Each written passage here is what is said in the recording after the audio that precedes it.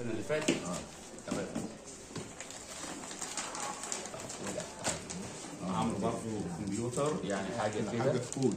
بالكود يا فندم. يعني المسلسل ماشي، لكن الكود لو ليه الواد راسب في اولى. ايوه لو عملته تسلسل بس هتشيل، هتلاقي الواد عندك انت في ثانيه بقى ثاني كان رقم واحد. صح. لكن الكود موجود. الكود موجود، لازم كل تقييمي بكوده موجود.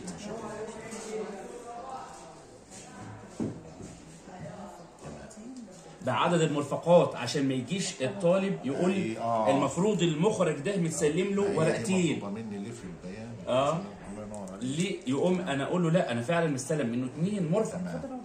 وصلت يا فندم؟ تمام. لان ممكن الطالب او يبقى مطلوب منه مرفقين 3 وتلاقي مكتوب التقييم بس. طب كام مخرج؟ طب كم المخرج كم مرفق؟ وهكذا بقى. وانت هتستلم منه من المقيم طبعا. انت عندك 2 مرفق. ايوه امال ايه؟ فيهم كذا في المخرج الاولاني عندك لا انا 2. موزع الادوار ان المحققين الداخليين الاول مشرف القسم بيستلم من المقيم بورق رسمي، لان فعلا على الورق ده فعلا ده فيه 2 ورق مثلا ورق كتير او في اسئله داعمه يستلم كله، وبعد كده يستلم منه المحقق الداخلي مراجع ورا مشرف القسم. الله ينور. وبعد ما يجي المراجع الداخلي عندي هنا نبدا هنا كلجنه نراجع الورق تاني ونشوف هل فعلا المرفقات دي عددها موجود ولا مش موجود.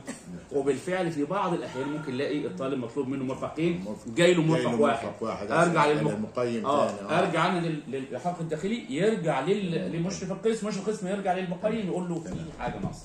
طيب نفعل وحده التظلمات يا فندم. التظلمات اهي عامل ملف كامل وموزعه على المحققين الداخليين بغرفه التقييم والتحقيق لكل اوراقها وكل متطلباتها، ملف كامل مع كل الباشمهندس.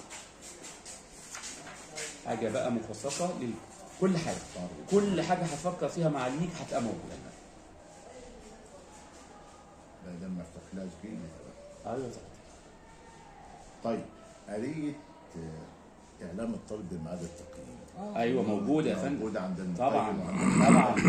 طبعا دي ماضي على الطالب.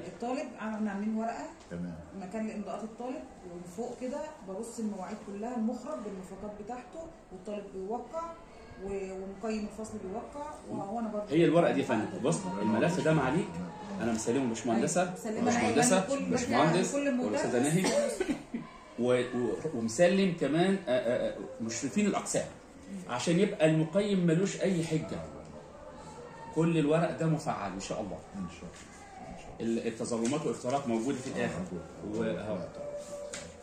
كل حاجه هتلاقيها موجوده. الاختار ولي الامر.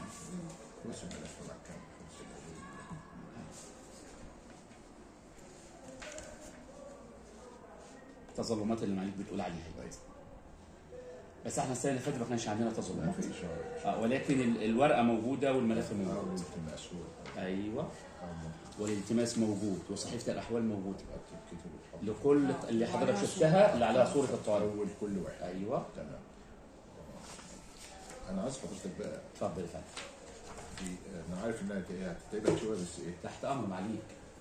هيبقى بعد ما تخلص الصف الاول بالوحدات بتاعته فرصه اولى، فرصه ثانيه، فرصه ثالثه. تمام. والصف الثاني نفس تمام. خلاص هتلزقها فول الملف المجمع. ماشي. ليه؟ دي هتريحك على ما توصل سنه ثالثه، هتعمل سنه ثالثه بس. يبقى المحقق الخارجي اللي هو جاي من بره من خارج المحافظه خالص عشان لجنه الدبلوم، بدل ما اللي هتوقفه وصل هتوقفه يبقى السي في بتاع الطالب يقول أيوة. الطالب ده الوحده ده خد فرصه اولى، المرفق ده خد واحد ده لا عنده الفرصه الاولى، لا ده هتكسب الفرصه الثانيه.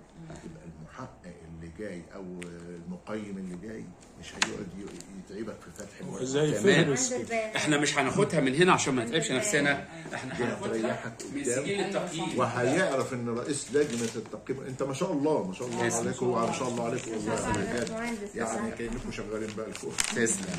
ده هناخد اللي الباشمهندس بيقول عليه هناخده من هنا. ايوه من هنا. كل الطالب ده خد المخرج الاول من الفرصه في الاولى، وحده كذا واحنا عاملين سجل خلاص يبقى خد الفرصه الاولى. بعديه الطالب الثاني خلصنا الوحده ده خش الوحده اللي بعدها. فعلمينه كل حاجه في الملف بتاعه. اصبح ده فهرس، بس ده فهرس هو مجمع. هيبص بقى كده خلاص مش هيحتاج يخش الملف ويتعب بقى اللي واقف طلع فتح له وشيل وفتح. صح. هو ذات نفسه هيبص على ملفين كده يلاقي كده تمام خلاص هياخد شغله من ايه؟ من الشغل بتاعه. تمام. وما دام اصل انت ايه موثق شغلك بكل حاجه ان شاء الله باذن الله. قلت الحمد لله. اي ما هو بيسالك ايه مثلا؟ هات لي ملف التظلمات زي ما انا قلت له.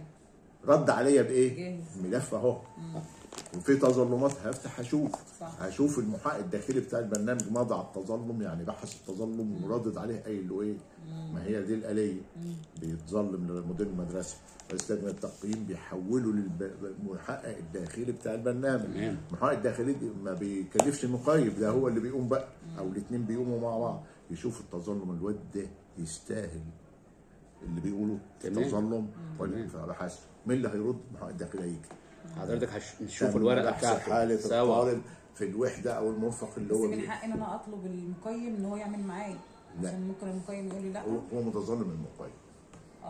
انا بقى ببقى حد فاصل يعني. انت بقى ايه؟ هتبحث الطالب وانت تبحث الطالب. وهقول لك حاجه، ابحثيه مش في الوحده اللي هو بيتظلم فيه، بص على الوحدات كلها هيبان لك الواد ده بيلعب ولا لقيت الواد كويس في الوحدات يبقى ممكن المدرس جاي على المقيم جاي عليه شويه.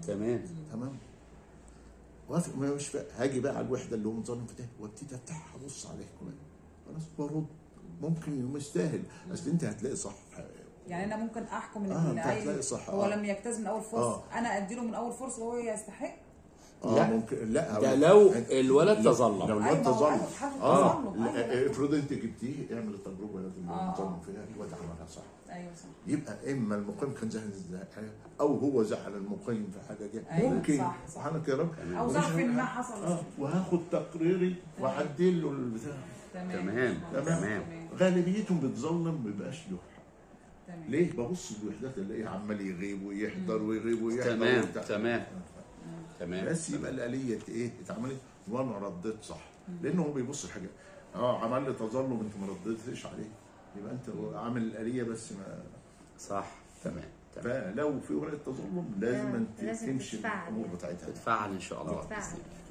وان شاء الله عندنا باذن الله مش هيبقى فيه تظلمات خالص، لان احنا ماشيين زي ما حضرتك شايف كده. لا تمام. في متابعه تسلسليه كده من فوق لتحت كله بيتابع.